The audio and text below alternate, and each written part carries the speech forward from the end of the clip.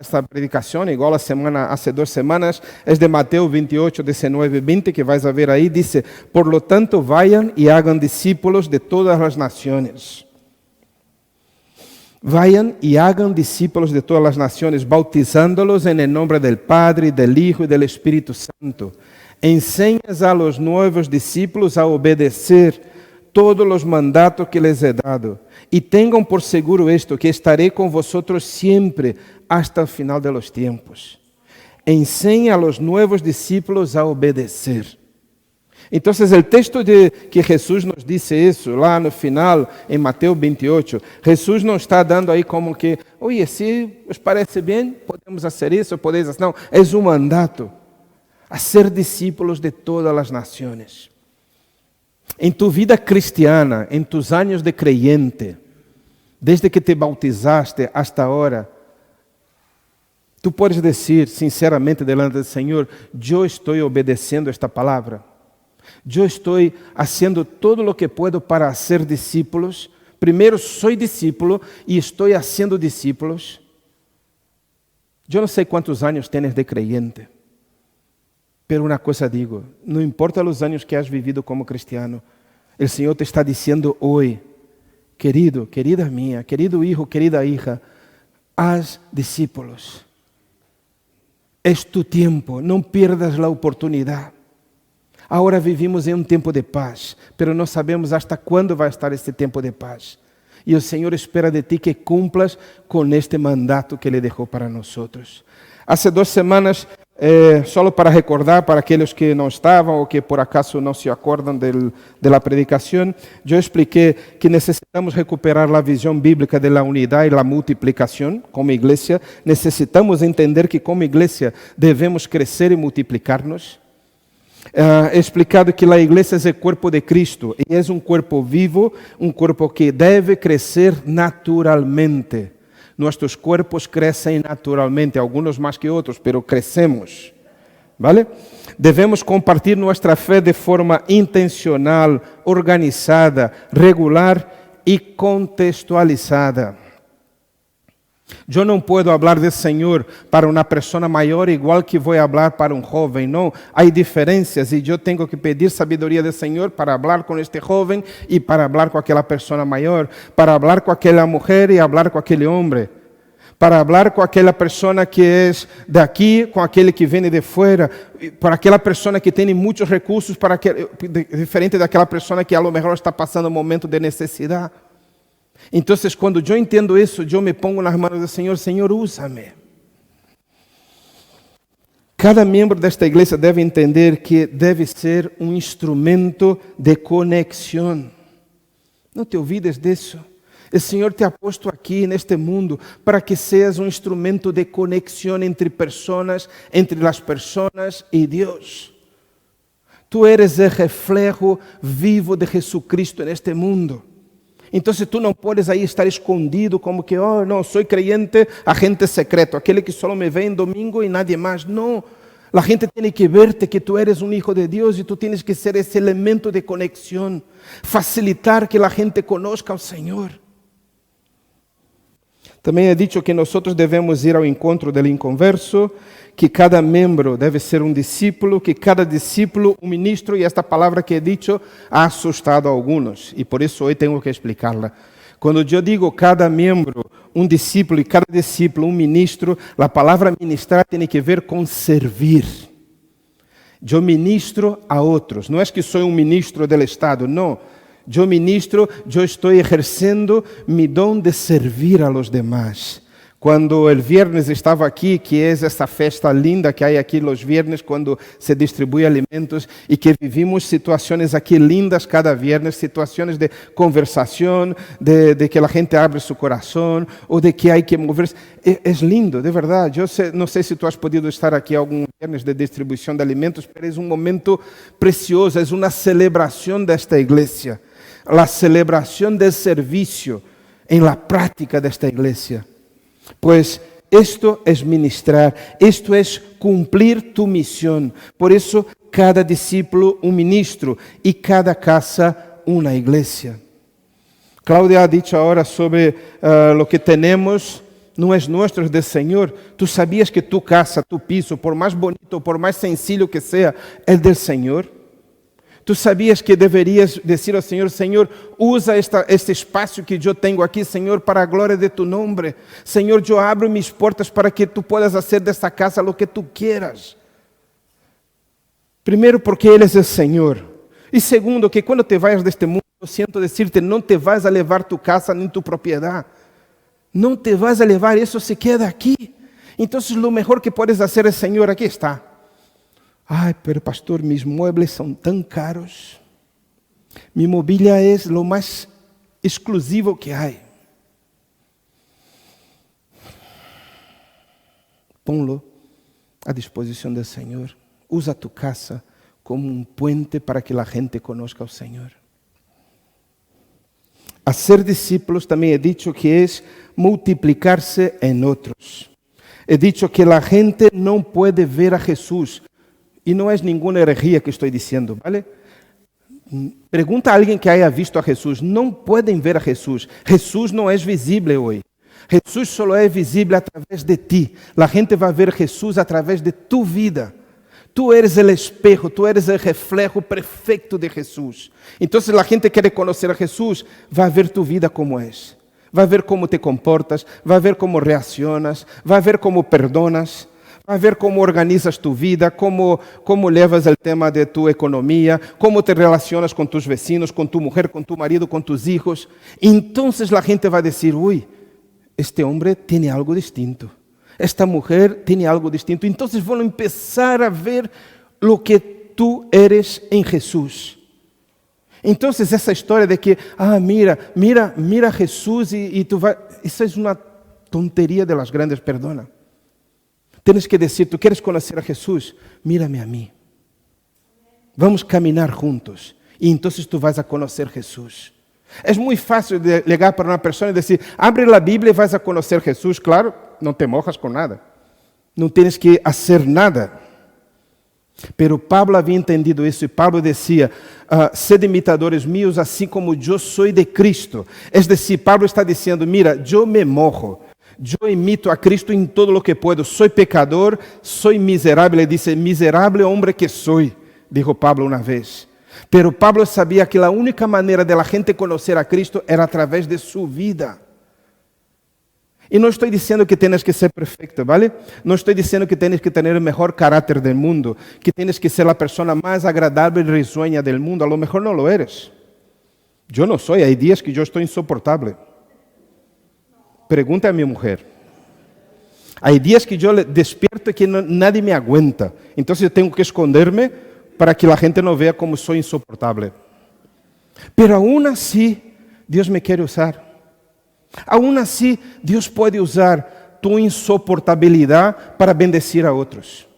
Deus pode usar tus carências, tus histórias, tus manias, porque nosso Deus não está limitado a nossa limitação. Nosso Deus é soberano.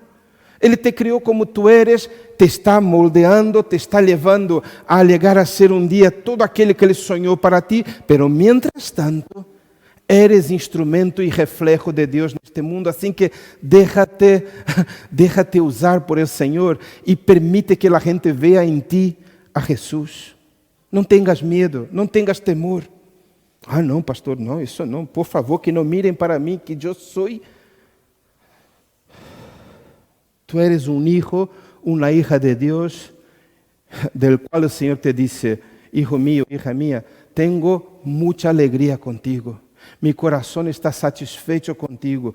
Hijo mío, hija mía, eu me agrado em ti. Minha alegria está em ti. É assim que o Senhor habla com nós. O mundo nos diz: não sirves para nada, eres um tropeço, eres uma... Pero o Senhor te disse: hijo mío, hija mía, eu entendo tus luchas. Eu conozco tus luchas com tus pecados, com tus histórias. Venga, eu estou contigo. Solo permite que a gente vea em ti lo que eu estou fazendo com tu vida. Isso foi o que falei a semana passada. Hoje quero seguir, então, e em Filipenses 2:12 diz assim: portanto, amados míos, como sempre habéis obedecido, não só em minha presença, sino mucho más ahora en mi ausencia. Me voy distanciando porque leo mejor así, ¿vale? Porque con mi problema de cuanto más leo, leo mejor, ¿vale? Así que no penséis que solo estoy intentando ver lo que está aquí, ¿vale? Cosas de la edad. Pero que os voy a decir, todos aquí sabéis de eso, ¿no? A mayoría aquí sabe lo que estoy diciendo, ¿no? Portanto, amados míos, como sempre habéis obedecido, não só em minha presença, sino mais agora em minha ausência, ocupaos de vuestra salvação. Me encanta essa expressão, ocupaos de vuestra salvação. Significa que eu um dia recebido a Cristo, fui salvo, he entregado minha vida ao Senhor, fui bautizado, e alguns pensam, estou salvo, estou bautizado, me pongo as mãos atrás e a viver a vida. Não. Não é assim. Pablo disse, ocupaos de vuestra salvação com temor e temblor, porque Deus é el que obra em vosotros el querer e el hacer para cumprir su buen propósito. Este texto me recorda um huerto. Todos aqui conhecem que é um huerto, não? Alguém tem um huerto em casa aqui? Alguém tem um huerto em casa? Madre mía, nadie tem um huerto em casa. Que fuerte. Que igreja antiecológica. Vamos a tener huertos en casa y verdurita buena ali, ¿no? Pues un huerto, ya sabes cómo es. Mesmo não teniendo, tú sabes cómo es. Tú vas ali, prepara la tierra, pon la semilla, pero para que aquilo florezca, para que aquilo dê su fruto, hay que poner un poco de agua, hay que dejar dar el sol, hay que quitar las malas hierbas, hay que preparar todo eso para que un día tú puedas, si es un árbol, el árbol crecer, quitar un limón, disfrutarlo, o una naranja, o una hortaliza, lo que sea, pero necesita un cuidado para eso. La vida cristiana es más o menos lo mismo. Yo he recibido al Señor, pero tengo que cuidar de mi vida y mi desarrollo con el Señor.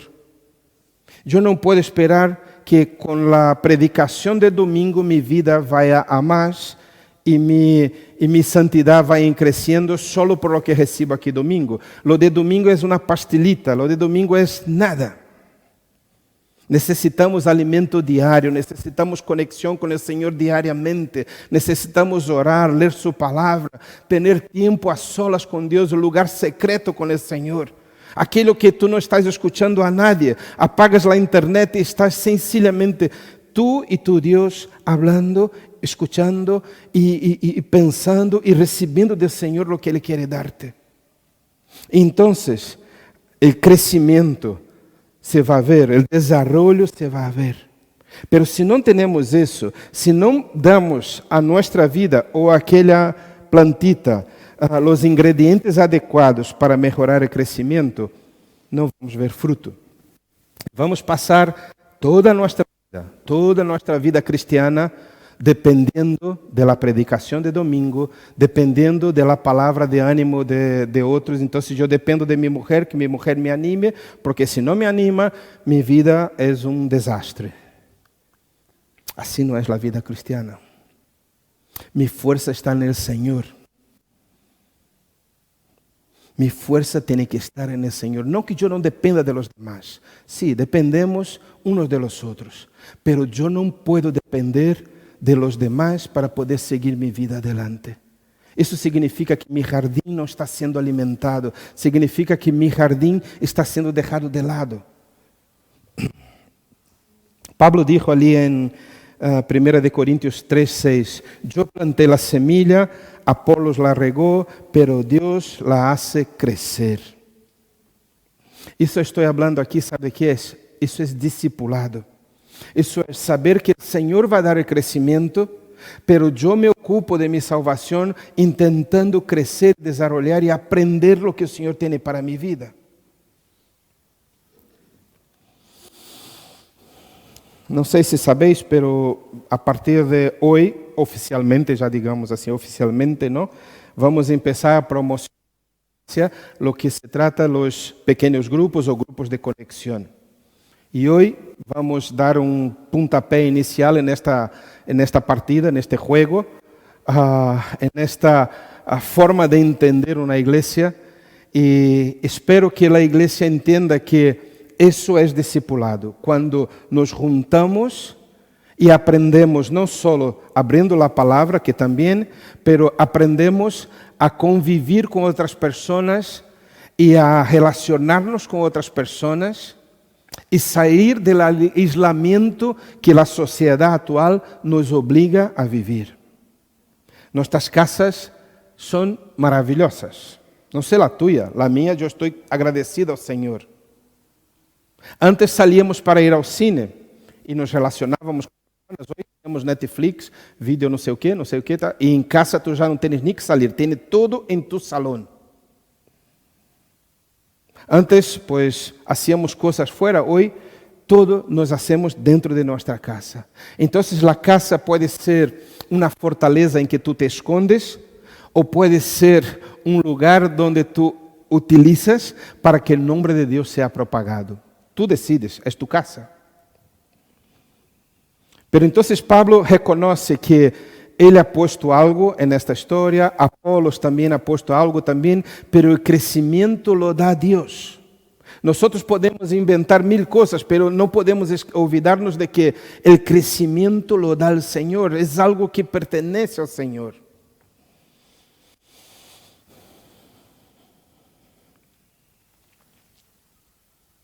Quando pensamos em um grupo de conexão ou um grupo em casa, pensamos em aquele lugar onde damos as melhores condições para que a gente ore junto, para que a gente estude a palavra junto, para que a gente se preocupe, para que o grupo se preocupe por uma pessoa que está evangelizando. Me acordo quando teníamos nosso grupo em casa ali em Málaga, estuvimos durante meses orando por uma pessoa. Todo o grupo, orando, e cada vez que aquela pessoa venia ao grupo, nós cambiávamos toda a nossa estrutura de grupo para que aquela pessoa entendera que ela era especial e que queríamos que ela entendesse que o Senhor tinha algo para a sua vida. Um grupo pequeno funciona desta maneira porque funciona bem e ajuda a igreja, porque proporciona este ambiente, nos ajuda a celebrar juntos, um pequeno grupo, e nos ajuda a crescer juntos através de los materiales que a igreja proporciona para estes grupos. Não é que o grupo vai funcionar e ver o que vai ser hoje. Não, é algo organizado, algo com objetivo, com uma meta a alcançar. E quando a igreja entende isso, e os diversos grupos entendem, oye, eu não estou aqui para estar jugando a ser igreja, não, eu estou aqui para ser discípulos. Eu estou aqui para alcançar outras pessoas para Jesus. O crescimento que pode vir a uma igreja que sonha e que pensa assim, é exponencial. Não é um crescimento limitado, é um crescimento que vem da própria ação de Deus em meio de sua igreja. Pero sigo. Vamos falar um momento sobre paternidade. Quero ler um troço de um livro que se chama El clamor por madres e padres espirituales. É de um autor que se chama Larry Crader. E ele disse uma frase aqui impressionante. El Dios de las familias quiere que encontremos nuestra fortaleza, nuestras raíces y nuestra base en el amor. Quiere que su familia, la iglesia, el cuerpo de Cristo, tenga la misma intimidad que una familia saludable. Nos hace falta essa conexão. Necessitamos ser acompanhados de forma individual mediante relações em que os padres e madres se conviertem em mentores. De não ser assim, nos quedaremos espiritualmente huérfanos. Eu não sei como é tu casa, mas vou dizer como é a minha. Quando nós invitamos a alguém a estar em nossa casa a comer com nós, a ter um tempo com nós, agora somos nossa hija com nós. Pero antes tuvimos todos nossos filhos com nós, não? E me acordo, e não digo isso como poniendo-me medalhas aqui, porque na verdade não sou nem eu que preparo esse ambiente, é mais bem Cláudia. Pero a pessoa que chegava em casa tinha ganas de volver, porque ela percebia que aquela casa não estávamos fazendo um teatrilho. Esta gente está fazendo um teatrilho de ser família. Não, era o que éramos. Podia ser a comida mais sencilla, como a comida mais elaborada, a gente siente amor estando junto com nós. E não tenho vergonha de dizer isso, porque esta é nossa realidade. Nos gusta ser una familia de brazos abiertos. Nos gusta que la gente se sienta bien. Claro que isso conlleva outros problemas, que a gente sempre quer volver, não? E nem sempre podemos estar com gente todo o tempo em casa, pero é uma bendição. O que o autor está dizendo aqui é que uma igreja deveria ser assim também. Uma igreja deveria ser um lugar em que a gente que entra por primeira vez percebe, aqui passa algo, aqui há algo distinto. Aqui se respira amor, aqui se respira compreensão, se respira bom rollo, se respira um ambiente distinto. Esta gente não é a típica religiosa, não é a típica crentona que só quer machacar-me a cabeça. Não, esta gente se preocupa por mim sinceramente. Este é o ambiente que Jesus, em todo tempo com seus discípulos, proporcionava à gente que se acercava a ele. Mira os encontros de Jesus. Por certo, Félix tem uma série de encontros com Jesus, Félix e Sara, em Facebook, muito bueno. Busca ali encontros de Jesus, não, Sara? Muito bueno. Em quase todos os encontros de Jesus, Jesus dá esse toque de advertência à pessoa, se ela está fazendo alguma coisa que não está bem, Jesus vai, lhe chama a atenção de maneira carinhosa, mas ao mesmo tempo é acorredor, dando oportunidade às pessoas de acercar-se a Deus. Isso é o que o autor está dizendo aqui e que nós como igreja deveríamos ser. Deveríamos estar preparados como igreja, se é que queremos realmente ser uma igreja que cresce, para que entre aqui qualquer tipo de pessoa. E quando digo, vou dizer aqui muito claro já para provocar os mesmos. Imagine-se que entra uma prostituta por esta porta e que diz, eu quero acercar-me a Deus. O que hacemos? Imagine-se que entra um chico homossexual e que entra aqui orando pedindo ajuda. O que hacemos como igreja? Que entra um ladrão, entra um político, bueno, mais ou menos, ou seja, o que hacemos? O que hacemos? Estamos preparados para isso? A igreja do Senhor hoje em dia não está preparada para o desenvolvimento, para o crescimento. ¿Por quê? Porque de alguma maneira hacemos como que uma forma, e se entra pessoas desta forma, estamos preparados. Agora, se entra qualquer pessoa fora desta forma, não sabemos o que fazer. Porque dá trabalho.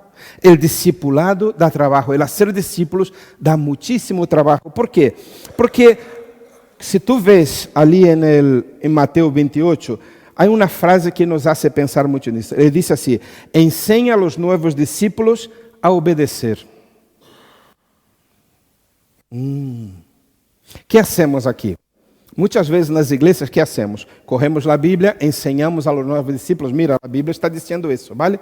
Pero não ensinamos a gente a obedecer. Tu com tu hijo ou tu hija, que has hecho um dia? Um dia quando eles foram crescendo, tu ensinas as coisas. Não, aqui temos uma mamã com um chico jovem, e me imagino que a mamã le ensina a obedecer, não? Ou não, mamã? Le ensina a obedecer, ¿no? Y las mamás tienen unas técnicas perfectas para enseñar a obedecer, ¿no? Yo me acuerdo de mi madre, yo me acuerdo de Claudia con nuestros hijos, y está aquí mi hija, ella sabrá cómo mamá le ha enseñado a obedecer, por las buenas o por las malas, pero al final le enseñaba a obedecer.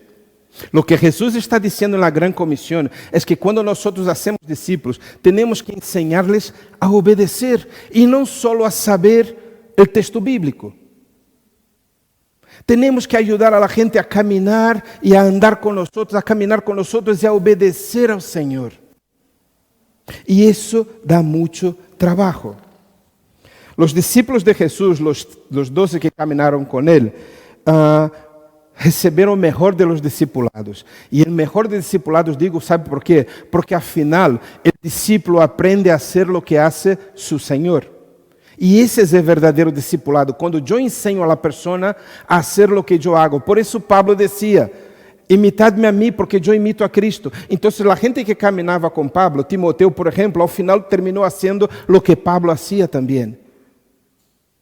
Todos aquela lista que Pablo tinha quando se despedia, aquela gente caminhou com Pablo, aprendeu de ele e se transformaram em verdadeiros discípulos.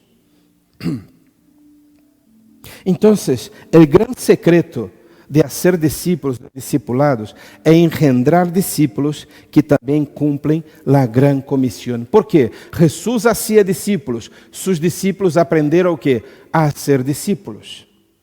¿Quieres obedecer ao Senhor? Aprende a ser discípulos, porque foi isso que tu, Maestro Jesús, ha hecho discípulos.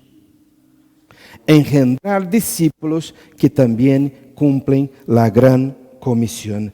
Esto es el gran secreto que esta iglesia tiene que aprender. El Señor no te ha llamado, y aquí no quito la importancia de ningún don que tenemos aquí. Mira, Daniel está ahí arriba, y Daniel junto con Ramón y con Victoria, Victoria dice así, no, y con Victoria están ahí. E eles servem à igreja desta maneira e nos bendicem aí. É seu dom, é sua entrega e glória a Deus por isso. Pero entre semana estão os que distribuem alimentos, estão os que recorrem alimentos, estão os que arreglam coisas. José, Ferran, que estão aqui entre semana tentando poner o edifício. E isso é uma bendição. Isso é uma maravilha. Glória a Deus por isso. Agradecemos a Deus por a vida destes irmãos. Pero tenho que dizer-te, tu chamamento maior não é este. Lo siento decirte isso. Esta manhã a Rebeca chegou tempranito aqui. Imagino que teve que deixar sua hija, seus filhos não sei onde e tal. É mamã. Tem montão de responsabilidades. E vino para que podamos ser bendecidos. Essa semana estiveram aqui ensaiando. Glória a Deus por isso. Pero tenho que dizer-vos, não é vossa maior vida como creyentes, não. O Senhor nos ha chamado a ser discípulos. Todo lo demás é uma bendição, pero lo principal é ser discípulos. E isso lo podemos fazer 24 horas por dia, estando onde estamos. Não necessitamos nem vir a este lugar.